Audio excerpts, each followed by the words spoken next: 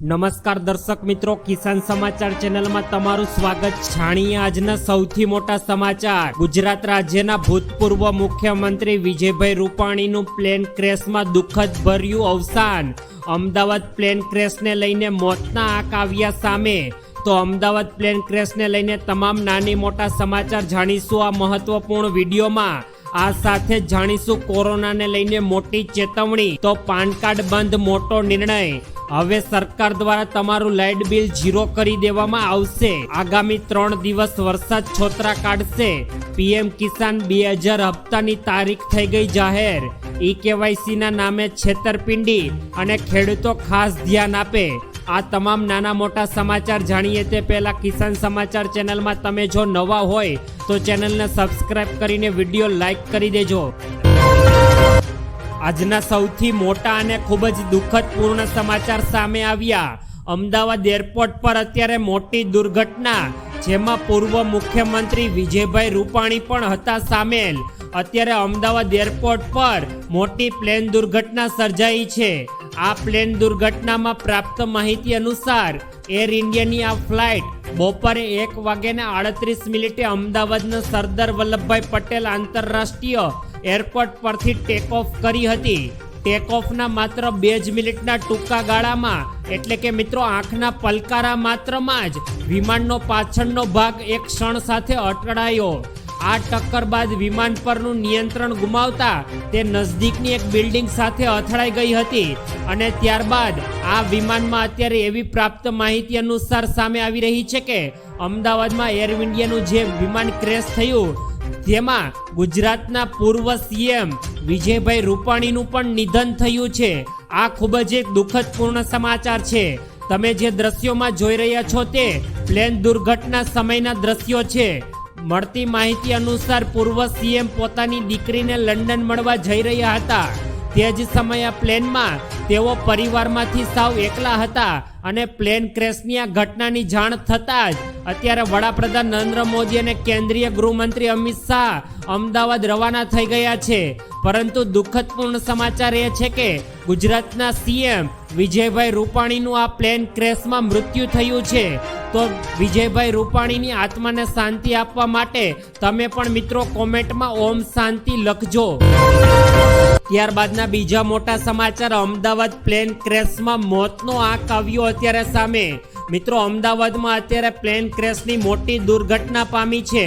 અને મળતી માહિતી મુજબ અત્યારે જો વાત કરીએ તો આ વિમાનમાં 242 યાત્રિકો સવાર હતા, જેમાં 2 પાયલોટ 12 ક્રૂ મેમ્બર, એટલે કે પાયલોટ સિવાય વિમાનના મેમ્બરો તેમાં સામેલ હતા અને 230 મુસાફરો સામેલ હતા.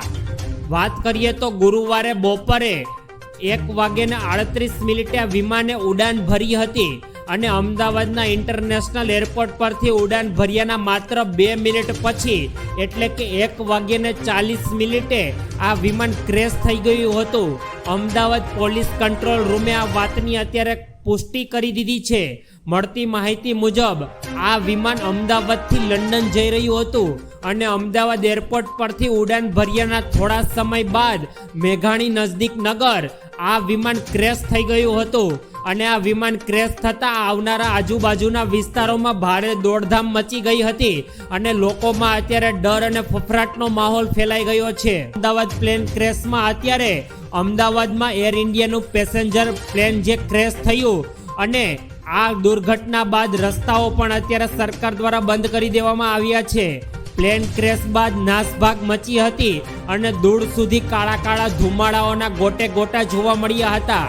ટેક ઓફ સમયે પ્લેન ક્રેશ થયાની માહિતી મળી છે અને બપોરે 1:17 આ વિમાને ઉડાન ભરી હતી. અને આ સમગ્ર દુર્ઘટના બાદ અમદાવાદમાં કયા દેશના કેટલા મુસાફરો સારવાર હતા તેના પણ આંકડા અત્યારે ઇન્ડિયન એર વિભાગે આપ્યા છે. ઇન્ડિયન એર વિભાગના આંકડા મુજબ કુલ 242 લોકો આ વિમાનમાં સારવાર હતા, જેમાં અત્યારે 169 લોકો ભારતીય મૂળના હતા અને બ્રિટિશ નાગરિકો 53 હતા, જ્યારે પોર્ટુગીઝ નાગરિક 7 હતા અને એક અન્ય કેનેડિયન નાગરિક પણ આ વિમાનમાં સામેલ હતો.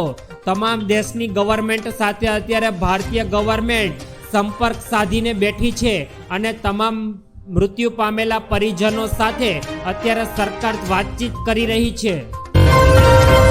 ત્યારબાદના ખૂબ જ અગત્યપૂર્ણ સમાચાર. અમદાવાદ પ્લેન ક્રેશ બાદ સરકાર આવી અત્યારે એક્શનમાં.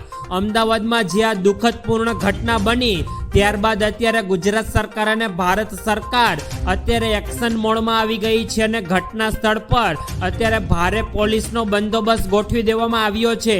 લોકોને પણ અત્યારે સારવાર માટે હોસ્પિટલમાં ખસેડવામાં આવ્યા. રાજ્ય સરકારે અમદાવાદ પ્લેન ક્રેશ દુર્ઘટનાના સંદર્ભમાં સ્ટેટ ઇમરજન્સી ઓપરેશન સેન્ટરમાં કંટ્રોલ રૂમને અત્યારે કાર્યરત કરી દીધો છે અને અત્યારે ઇમરજન્સી બેઠકોનો દોર શરૂ કરી દીધો છે. આ કંટ્રોલ રૂમમાં અત્યારે સરકાર દ્વારા લોકોને બચત કરવા માટે, લોકોની સુવિધા માટે અત્યારે સરકારે એક મોબાઈલ નંબર પણ જાહેર કર્યો છે. આ મોબાઈલ નંબર ઉપર તમે જો પણ આ પ્લેન દુર્ઘટનાની અત્યારે કોઈ પણ સંબંધિત બાબતમાં ફસાયેલા હોય તો તમે આ નંબર ઉપર કોલ કરીને સરકારથી મદદ મેળવી શકો છો. આ માટે સરકારે 07923251900 અને ત્યાર ઉપરાંત બીજો મોબાઈલ નંબર 97784 આ સંબંધિત સંપર્ક પણ સરકારનો ઉપયોગ કરીને તમે પણ સરકાર પાસેથી આ બાબત પર માહિતી મેળવીને રાહત અને બચાવની કામગીરીમાં મદદ કરી શકો છો. ત્યારબાદના ખૂબ જ અગત્યપૂર્ણ સમાચાર. ગુજરાતમાં આગામી 3 દિવસ છોતરા કાઢી નાખશે વરસાદ. મોન્સૂન 2025 ફોરકાસ્ટને લઈને અત્યારે હવામાન વિભાગે ગુજરાત રાજ્યમાં વરસાદને લઈને 11 થી 15 જૂન સુધી હવામાન વિભાગે નવી આગાહીઓ જાહેર કરી છે. જે અનુસાર ગુજરાત રાજ્યના 18 રાજ્યોમાં ભારેથી અતિ ભારે વરસાદ પડી શકે છે. અરબી સમુદ્ર આ ઉપરાંત વાત કરીએ તો બંગાળના ઉપસાગરમાં સક્રિય થતી સિસ્ટમને કારણે મુંબઈ, મહારાષ્ટ્ર અને ગુજરાતના દક્ષિણ વિભાગના અન્ય જિલ્લાઓ સહિત સૌરાષ્ટ્રમાં પણ ભારે વરસાદની શક્યતાઓ અત્યારે વ્યક્ત કરવામાં આવી છે. આ સાથે જ અત્યારે મુંબઈ બાદ દક્ષિણ ગુજરાતના જિલ્લાઓની વાત કરીએ તો સુરત, વાપી, વડોદરા અને આ ઉપરાંત ડાંગના અનેક ઇલાકાઓમાં પણ વરસાદ પડી શકે તેવી આગાહી હવામાન વિભાગે કરી છે. ત્યારબાદના ખૂબ જ ઉપયોગી પૂર્ણ સમાચાર. પીએમ કિસાન 2000 હપ્તાની તારીખ થઈ ગઈ જાહેર. સરકાર દ્વારા દેશના ગરીબ અને પછાત વર્ગના ખેડૂતોને આર્થિક સહાય આપવા માટે સરકાર દ્વારા પીએમ કિસાન સહાય યોજના શરૂ કરવામાં આવી છે. આ યોજના અંતર્ગત દેશના ખેડૂતોને 4 મહિનાના અંતરગાળ પર સરકાર દ્વારા 2000 રૂપિયાની અમાઉન્ટ તેના ખાતામાં જમા કરવામાં આવે છે અને કરોડો ભારતીય ખેડૂતો માટે અત્યારે ખૂબ જ સારા સમાચાર સામે આવ્યા. પીએમ કિસાન સન્માન નિધિ યોજનાનો 20મો હપ્તો આ મહિને જાહેર કરવાની સંભાવના છે. જોકે સત્તાવાર સરકાર દ્વારા હજુ તારીખની કોઈ પુષ્ટિ થઈ નથી, પરંતુ મિત્રો અત્યારે એવી અપેક્ષા રહેલી છે કે 2000 રૂપિયાનો હપ્તો આગામી ટૂંક સમયમાં પાત્ર ખેડૂતોને બેંક ખાતામાં સીધો જમા કરી દેવામાં આવશે. આ માટે તમારે દરેક ખેડૂત મિત્રોને KYC કરાવેલું ફરજિયાત હોવું જરૂરી છે. ત્યારબાદ સરકાર દ્વારા જે સહાય આપવામાં આવશે તે તમને બેંક એકાઉન્ટમાં પ્રાપ્ત થશે. ત્યારબાદના ખૂબ જ મોટા સમાચાર. કોરોનાને લઈને મોટી ચેતવણી. અત્યારે ગુજરાત રાજ્યમાં દિન પ્રતિદિન કોરોનાના કેસ વધતા જઈ રહ્યા છે. રાજ્યમાં વધતા કોરોનાના કેસને મામલે આરોગ્ય મંત્રી ઋષિકેશ પટેલે નિવેદન સામે આવ્યું છે. તેઓએ ભીડભાડવાળી જગ્યાઓએ કામ વિના જવાનું ટાળવા માટેનું સૂચન ગુજરાતના લોકોને આપ્યું છે અને આવનારા સમયમાં અષાઢી બીજમાં રથયાત્રાના ઘરેથી જ દર્શન કરવા માટે પણ અપીલ કરી છે અને મોટી સંખ્યામાં એકત્રિત થવા માટેનું ટાળવાનું કહ્યું છે. આ નવો વેરિયન્ટ અત્યારે કોરોનાનો ઘાતક તો નથી, પરંતુ નવા વેરિયન્ટમાં મૃત્યુ દર પણ ઓછો છે. પરંતુ જો લક્ષણો દેખાય તો તમારે કોઈ પણ તાત્કાલિક સારવાર લઈ લેવી જરૂરી છે અને કોઈ પણ લાપરવાહી ન વર્તવી. સરકાર દ્વારા અત્યારે કોરોનાને મામલે દિન પ્રતિદિન ગંભીર સ્થિતિ બનતી જઈ રહી છે. ત્યારબાદના ખૂબ જ ઉપયોગી પૂર્ણ સમાચાર. પાન કાર્ડ બંધ, મોટો નિર્ણય લેવાયો. કેન્દ્ર સરકારે પાન કાર્ડ વપરાશકર્તાઓ માટે અત્યારે એક મોટી નવી ચેતવણી જાહેર કરી દીધી છે. મિત્રો, સરકારનું માનવું છે કે જો તમારી આધારની નોંધણી આઈડીની મદદથી પાન કાર્ડની મેળવ્યું હોય તો તમારે તમારા આધાર કાર્ડને મૂળ આધાર કાર્ડ નંબરથી બદલવું જોઈએ, નહીંતર તો તમારું પાન કાર્ડ 31 ડિસેમ્બર 2025થી કામ કરવાનું બંધ કરી દેશે. જોકે આ બધા આધાર કાર્ડ વપરાશકર્તાઓ માટે નથી. મિત્રો, ટૂંકમાં સમજીએ તો જો તમે પાન કાર્ડ બનાવતી વખતે તમારા આધાર કાર્ડનો ઉપયોગ કરીને તમારા પાન કાર્ડ બનાવ્યું હોય તો તમારા આધાર કાર્ડમાં જે આઈડી નંબર છે તે જ તમારા પાન કાર્ડમાં આવ્યો હશે.